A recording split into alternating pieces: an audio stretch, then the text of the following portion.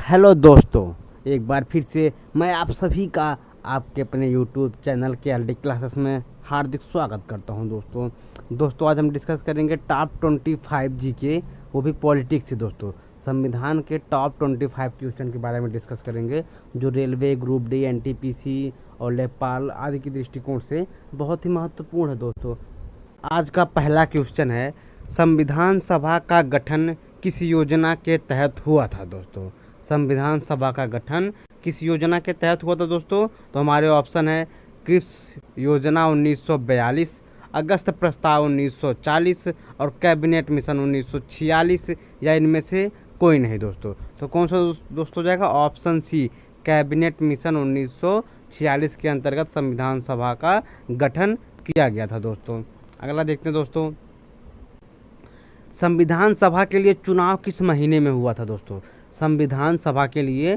चुनाव किस महीने में हुआ था। दोस्तों तो हमारे ऑप्शन है अगस्त सितंबर, नवंबर दिसंबर, जनवरी फरवरी या जुलाई अगस्त। तो किस महीने में हुआ था दोस्तों? तो ये हुआ था जुलाई अगस्त 1946 में। दोस्तों जुलाई अगस्त 1946 में हुआ था दोस्तों, यानी option D is the right answer. अगला देखते हैं। दोस्तों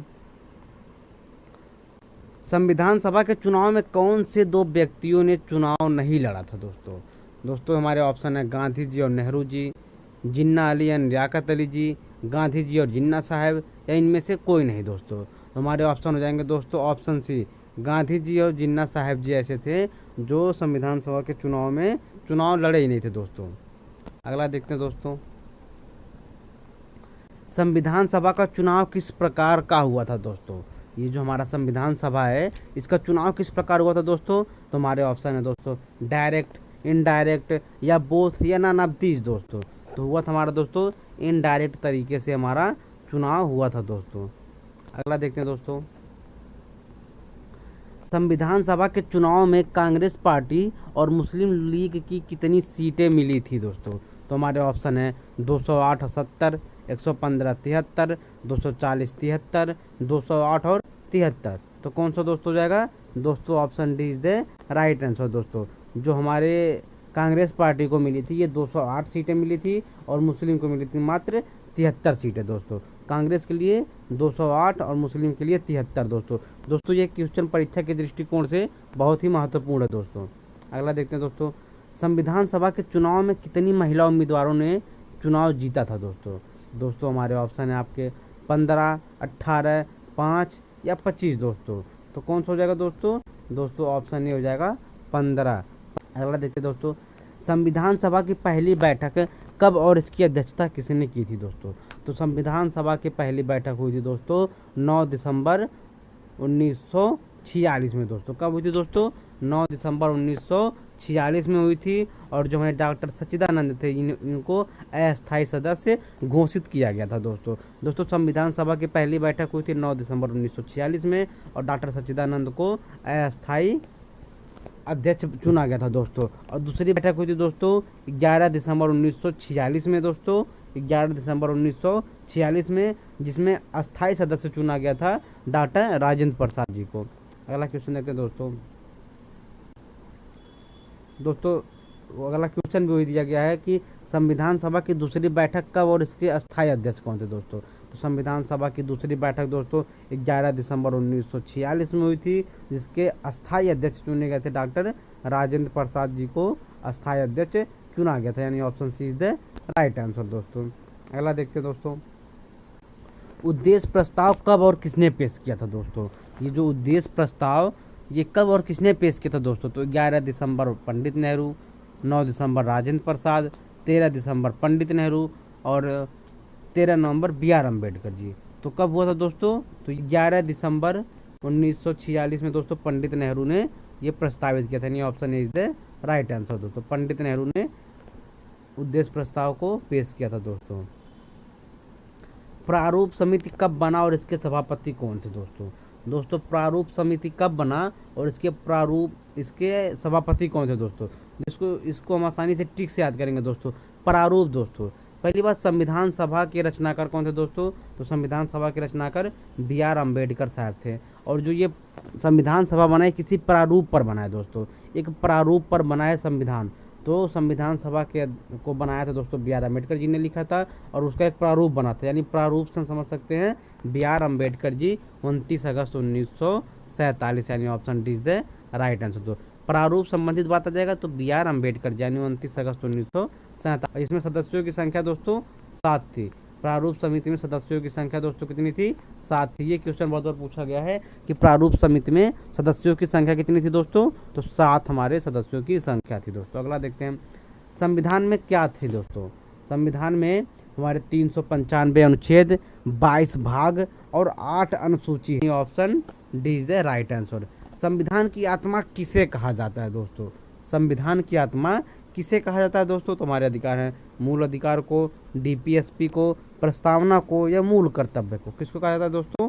तो ये कहा जाता है प्रस्तावना को संविधान की आत्मा कहा जाता है, यानी option C is the right answer दोस्तों। अगला देख लेते हैं, संविधान के किस अनुच्छेद को संविधान की आत्मा कहा जाता है दोस्तों? संविधान के किस अनुच्छेद को संविधान की आत्मा कहा जाता है दोस्तों? तो ये कहा जाता है अनुच्छेद 32 को दोस्तों, अनुच्छेद 32 को, यानी ऑप्शन डी। और अनुच्छेद 32 क्या कहता है दोस्तों?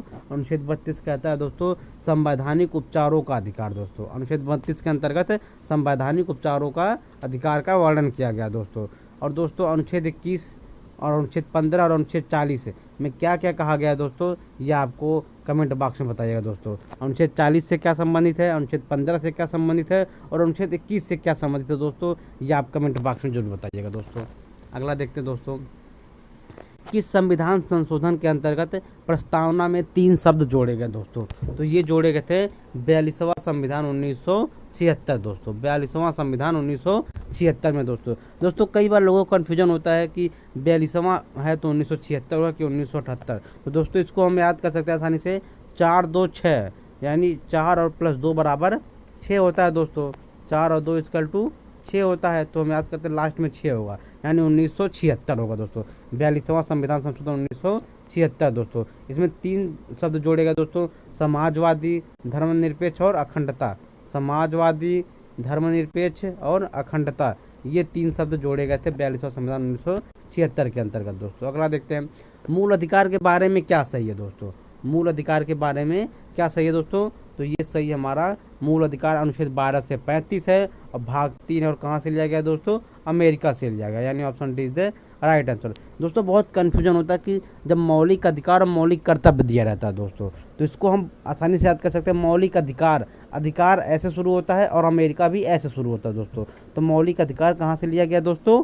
ये लिया गया है अमेरिका से। और वही बात करता है मौलिक कर्तव्य कहाँ से लिया गया तो दोस्तों?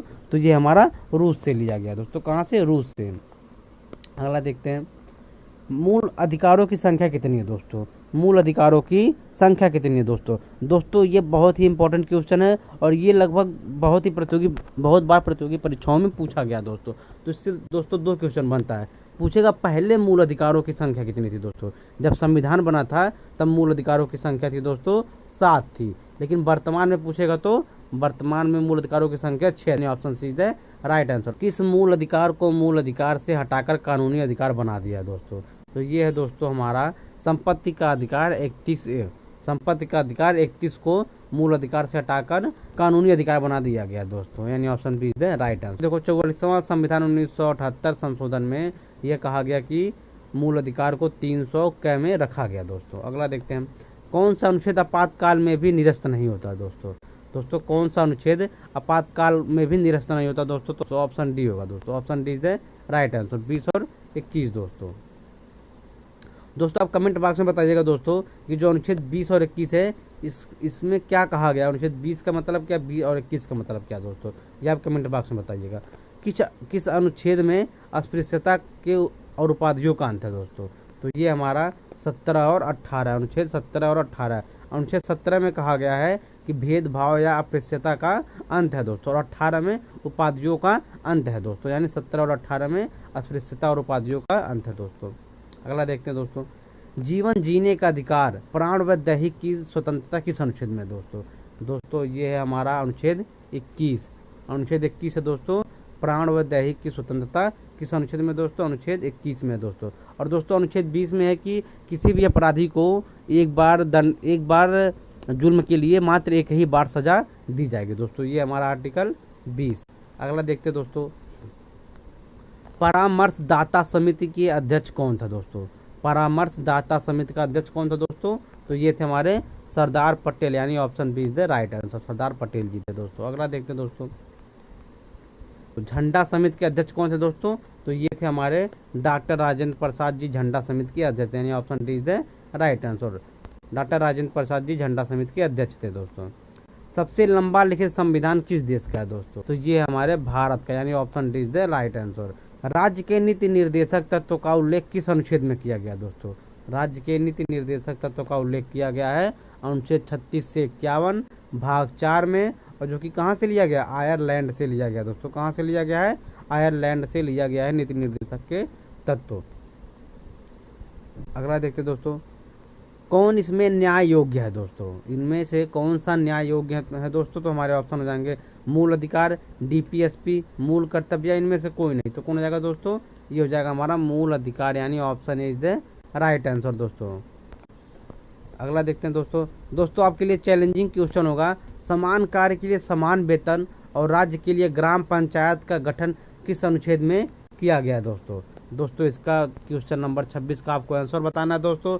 और दोस्तों अगर वीडियो अच्छा लगे तो लाइक शेयर कमेंट करना ना भूले दोस्तों, और चैनल पर नए हैं तो चैनल को सब्सक्राइब करना ना भूले दोस्तों।